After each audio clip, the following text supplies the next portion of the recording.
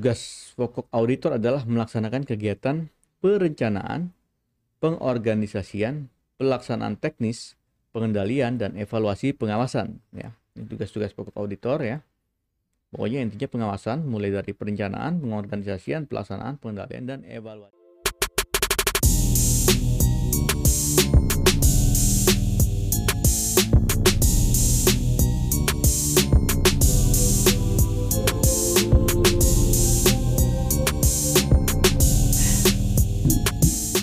Halo Jones, apa kabar? Assalamualaikum warahmatullahi wabarakatuh.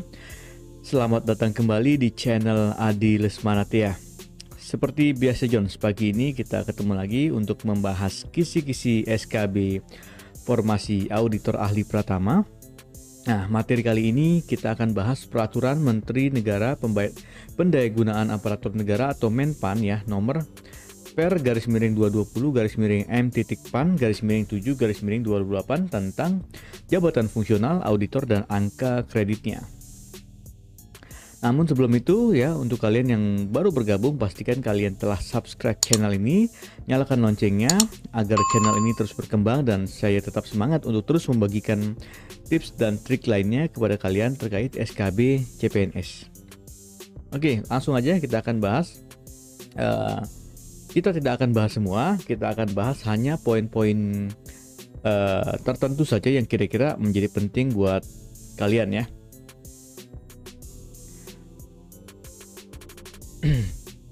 Oke. Pertama kita akan bahas pasal 1 terkait definisi auditor dan aparat pengawasan intern pemerintah ya. Auditor di sini ya adalah jabatan yang mempunyai ruang lingkup, tugas dan tanggung jawab dan wewenang untuk melakukan apa? Untuk melakukan pengawasan intern pada instansi pemerintah, lembaga, dan atau pihak lain yang di dalamnya terdapat kepentingan negara sesuai dengan peraturan perundang-undangan yang diduduki oleh pegawai negeri sipil dengan hak dan kewajiban yang diberikan secara penuh oleh pejabat yang berwenang. Ini adalah definisi auditor.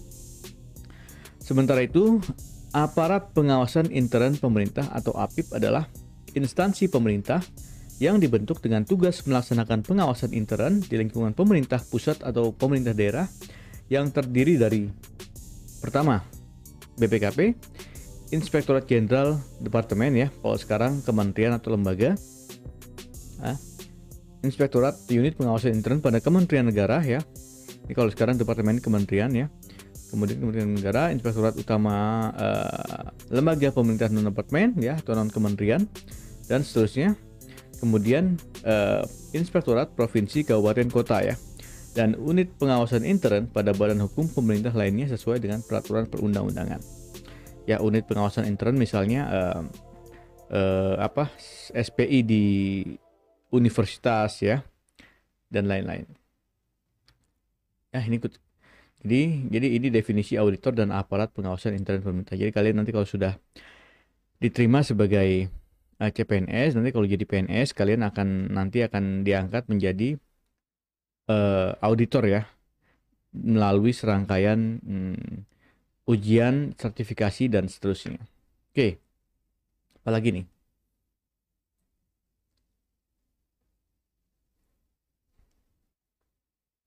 Nih ya. Pengawasan dalam konteks pengawasan intern adalah kegiatan audit, evaluasi, review, pemantauan, dan kegiatan pengawasan lainnya. Nah, seperti konsultansi, sosialisasi, asistensi, ya, terhadap penyelenggaraan tugas dan fungsi organisasi dalam rangka memberikan keyakinan yang memadai, ya, bahwa kegiatan telah dilaksanakan sesuai dengan tolak ukur dan telah ditetapkan secara efektif dan efisien, ya. Jadi ada dua kelompok kegiatan ya. Ya kalau kita mengacu konsep internal auditor ya, internal audit ya. Ada assurance, ada consulting ya. Assurance ini ya audit, evaluasi, review, pemantauan ya. Ya, ini assurance ya, memberikan keyakinan yang memadai ya. Kalau consulting sifatnya lebih ke pembinaan ya, seperti sosialisasi, asistensi ya, workshop, pelatihan, dan lain-lain. Oke, tujuannya apa? Tujuannya adalah dalam rangka mewujudkan tata kelola kepemerintahan yang baik atau good governance. Oke. Nanti lebih detail kalian baca ya. Nah, sekarang kita ke pengertian ini ya. Nomor 11, melaksanakan kegiatan teknis pengawasan ya, meliputi audit, evaluasi, review ya, dan seterusnya. Mulai dari persiapan, perencanaan, pelaksanaan sampai dengan penyusunan laporan. Ini tahap-tahapannya. Kemudian kita akan bahas definisi-definisi kegiatan tersebut ya. Audit adalah proses identifikasi masalah, analisis, dan evaluasi yang dilakukan secara independen, objektif, dan profesional. Nah, ya. Berdasarkan apa? Berdasarkan standar audit untuk menilai kebenaran, kecermatan, kredibilitas, efektivitas, dan efisiensi, dan keandalan informasi pelaksanaan tugas dan fungsi instansi pemerintah.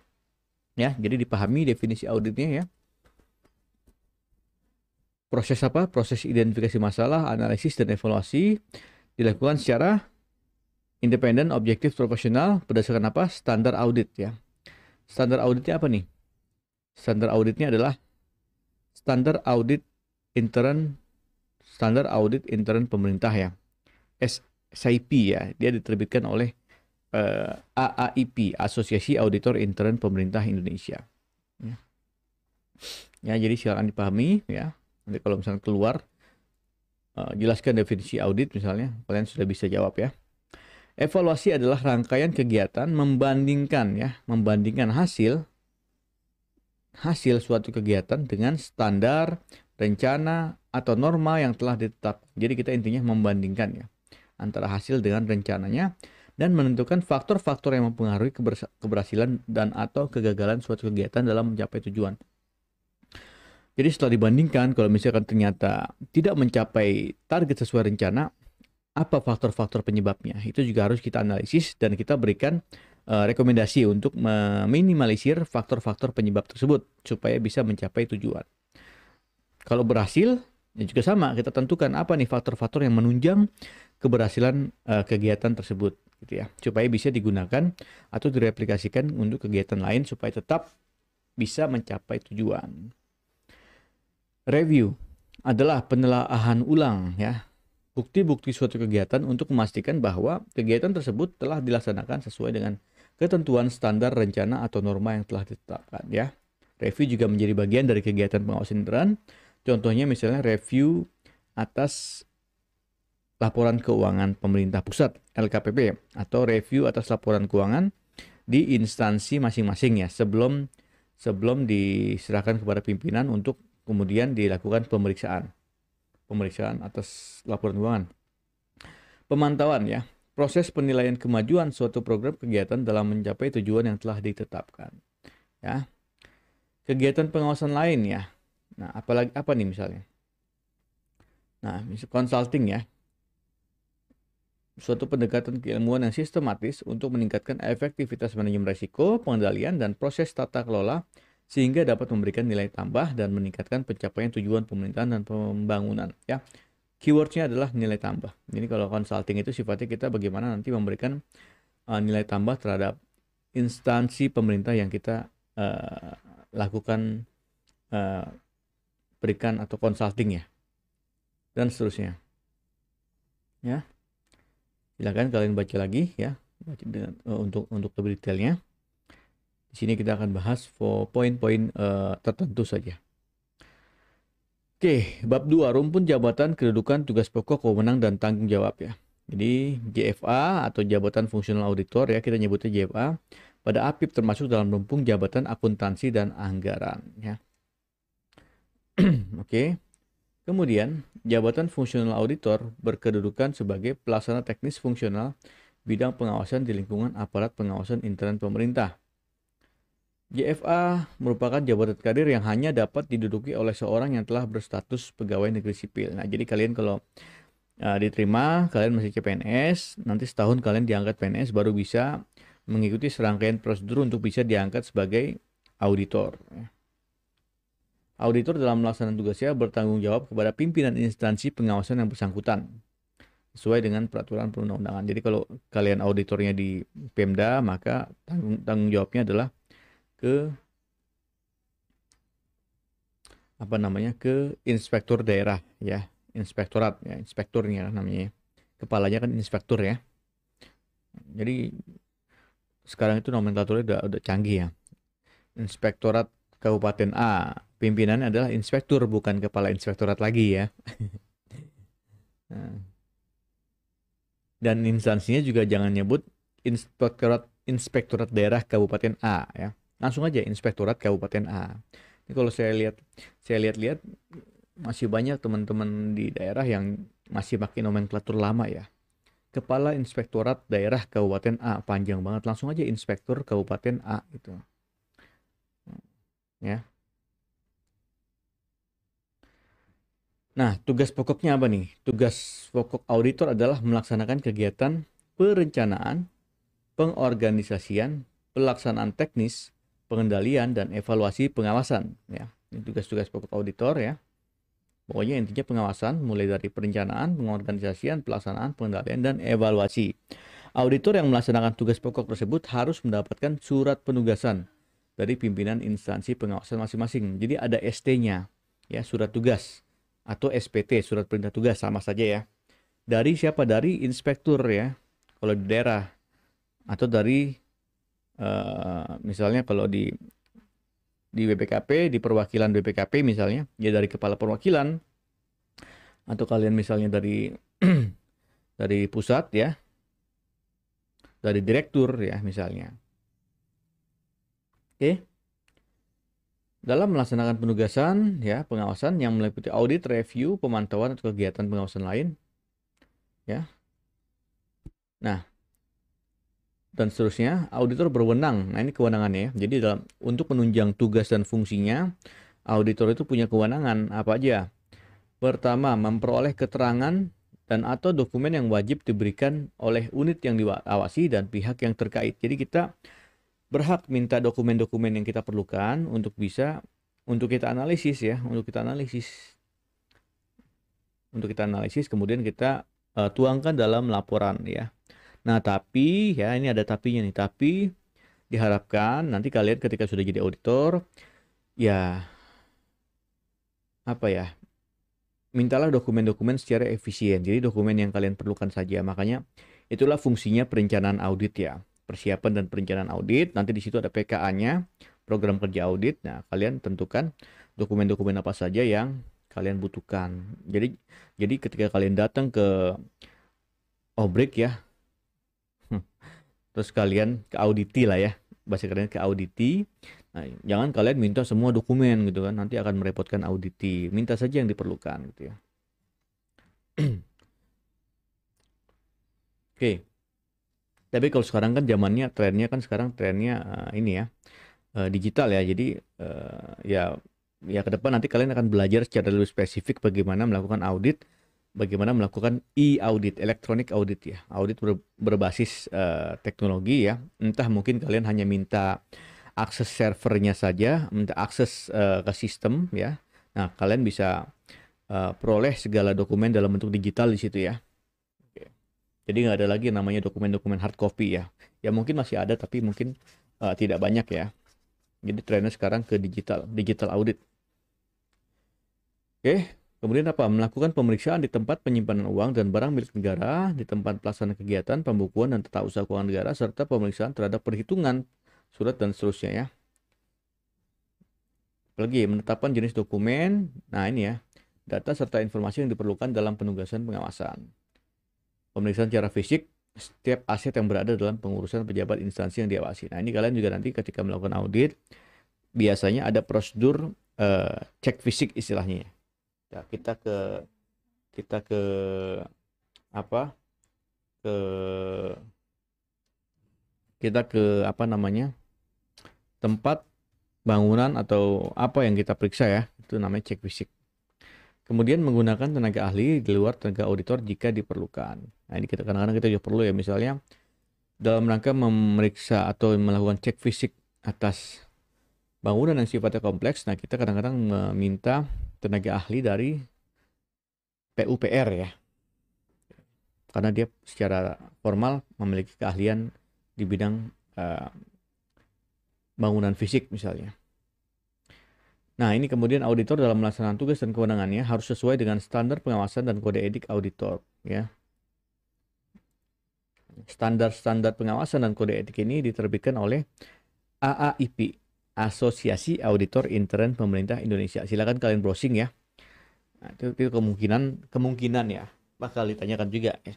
Itu kan amanah dari PP 60 ya, asosiasi yang harus ada asosiasi terkait auditor. Nah, itu namanya AAIP ya. Silakan googling di internet ya. Lagi instansi pembina. Nah, jadi instansi pembina JFA adalah Badan Pengawasan Keuangan dan Pembangunan atau BPKP. Nah, tugas pokok instansi pembina adalah membina jabatan fungsional auditor menurut peraturan perundang-undangan dengan fungsi sebagai berikut. Apa aja nih? Pengembangan dan penyusunan metodologi, standar dan pedoman teknis pengawasan jabatan, penyusunan pedoman formasi jabatan, pengembangan dan penyusunan standar kompetensi jabatan, dan seterusnya ya. Silakan kalian baca ya. Cukup banyak nih. Oke, kita lanjut ke bab 4. Unsur dan subunsur kegiatan. Nah, ini penting ya. Jadi unsur dan subunsur kegiatan ini ya. Inilah nanti yang akan menjadi angka kredit kalian. Jadi ketika kalian sudah menjadi auditor, maka kalian memiliki kewajiban untuk mengumpulkan angka kredit untuk jenjang karir kalian. Kalau misalkan kalian tidak mengumpulkan kredit poin, maka kalian nanti jenjang karirnya bisa terhambat gitu ya. Jadi kalau jenjang karir itu kan kalau kalian berarti dari auditor pertama ya. Auditor pertama, kemudian nanti naik jadi auditor muda, kemudian naik lagi jadi auditor madya. Nanti ada lagi namanya auditor madya selaku Korwas, koordinator pengawasan ya. Nah, setelah itu kalian nanti bisa jadi kepala perwakilan atau direktur ya. Nah, setelah itu kalian nanti bisa jadi deputi ya. Gitu. Misalnya kalau di kantor pusat ya. Kalau di daerah ya sama juga. Auditor pertama naik jadi auditor muda, naik jadi auditor madya, kemudian bisa jadi inspektur ya. Oke. Jadi pendidikan ya. Pendidikan ini meliputi pendidikan sekolah dan memperoleh gelar atau ijazah ya, degree ya, S1, S2. Nah, ini penting nih. Jadi kalau kalian nanti sudah kalian bekerja di pemerintahan, jangan lupa sekolah lagi ya. Lanjut kalian S2 misalnya. Nah, jadi dengan degree itu kalian bisa mempercepat jenjang karir kalian. Kemudian diklat ya. Diklat fungsional dan seterusnya, ini juga penting. Nanti kalian akan mengikuti serangkaian diklat untuk meningkatkan kompetensi kalian ya. Nah, 3 diklat prajabatan ini kalau kalian nanti setelah CPNS langsung prajab ini. Ya, jadi poinnya di 1-2 ini sebenarnya ya. Bagaimana pentingnya kalian sekolah lagi nanti dan mengikuti serangkaian diklat-diklat yang diperlukan. Oke, pengawasan meliputi apa aja nih? Tugas-tugas pengawasan ya. Audit kinerja, audit atas aspek keuangan tertentu ya. Ya, tapi bukan audit laporan keuangan ya. Audit laporan keuangan itu menjadi kewenangannya BPK ya, Badan Pemeriksa Keuangan. Oke, kemudian melaksanakan tugas pengawasan dan audit untuk tujuan tertentu ya. Apalagi? Nah, ini audit khusus nih atau audit investigasi ya. Yang berindikasi tindak pidana korupsi ya. Kita nyebutnya audit investigasi ya. Kemudian mendampingi atau memberikan keterangan ahli dalam proses penyidikan dan atau peradilan kasus hasil pengawasan. Nah, ini teman-teman kita juga banyak nih yang ikut terlibat dalam proses penyidikan dan atau peradilan ya, kasus-kasus hasil pengawasan ya, fraud ya, terutama tindak pidana korupsi. Nah, kita kadang-kadang diundang ke pengadilan untuk memberikan keterangan ahli ya. Bukan saksi ahli ya, tapi pemberi keterangan ahli. Bahwa kita sebagai ahli memberikan keterangan yang diperlukan dalam rangka mendukung proses peradilan terkait kasus-kasus korupsi ya. Apalagi evaluasi tadi sudah ya, review, pemantauan, kegiatan pengawasan lain ya. Ini yang sifatnya consulting tadi bisa. Apalagi melaksanakan tugas-tugas pengawasan dalam rangka membantu melaksanakan kegiatan perencanaan dan seterusnya ya. Mengendalikan teknis ya, ini nanti tugasnya auditor madya nih, Dalnis ya, auditor madya. Mengendalikan mutu, ini tugasnya Daltu ya, pengendali mutu ya. dan seterusnya. Apalagi ini tadi pelaksanaan kegiatan teknis pengawasan. Yang nomor 2, pelaksanaan kegiatan pengorganisasian dan pengendalian pengawasan. Nah, ini ketua tim ya. Ketua tim, tugasnya ketua tim ya. Ini tugasnya pengendali teknis dan pengendali mutu. Perencanaan dan evaluasi ya, melaksanakan kegiatan perencanaan pengawasan, melaksanakan kegiatan evaluasi pengawasan. Ini teman-teman kalau di apa? Ya kalau di mana ya?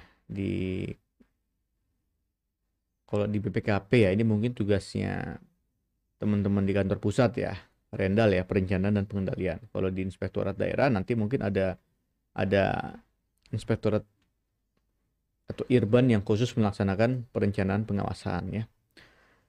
Perencanaan dan evaluasi pengawasan. Oke ya. Apalagi? Kalau ya ini pengembangan profesi pengawasan. Nah, jadi setelah yang B tadi kan terkait teknis pengawasannya, yang keempat kita pengembangan profesi pengawasan. Nah, ini meliputi apa? Ya, penulisan karya tulis, karya ilmiah, ya, penerjemahan, peran serta dalam bidang keilmuan pengawasan, peran serta dalam pengembangan profesi di bidang standar, kode etik, buletin, dan seterusnya. Jadi, di sini nanti kalian juga harus mengikuti pengembangan profesi pengawasan. Nah, jadi ada angka kreditan juga, dan ini juga penting nih, biasanya disyaratkan untuk kenaikan pangkat dari 3B ke 3C misalnya, itu harus kita laporkan berapa poin pengembangan profesi pengawasan yang telah kita lakukan gitu ya. Nah, ini kita ikut seminar ya, kita ikut lomba karya tulis ilmiah di bidang pengawasan ya, bikin buku dan seterusnya. Ya. Nah, ini penting. Jadi selain kalian melakukan tugas-tugas fungsi kalian sebagai auditor, kalian juga harus mengembangkan kompetensi kalian ya. Jadi ini tujuannya untuk itu ya. Yang D, penunjang pengawasan. Nah, ini karena sifatnya penunjang, jadi ya istilahnya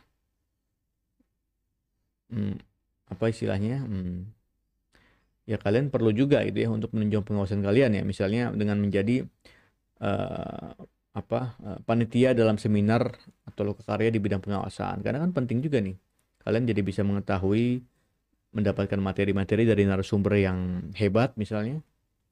Kemudian kalian juga bisa ikut tergabung dalam tim penilai angka kredit ya misalnya, dan seterusnya.